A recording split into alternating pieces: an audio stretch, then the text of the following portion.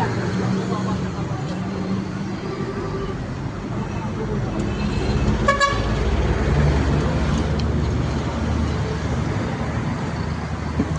ဘာကြီးဆိုးနေတော့မရရဘူးဟိုဟာနဲ့မှဒီလိုခိုင်ခိုင်နဲ့ကြမှာပဲရတယ်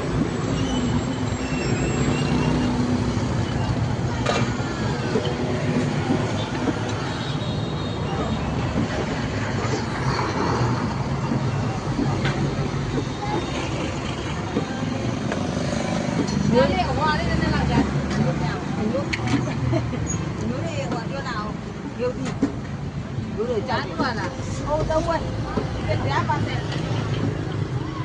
ခိုင်ခိုင်နဲ့ငါနဲ့တဝက်စီယူရမှာသူစီက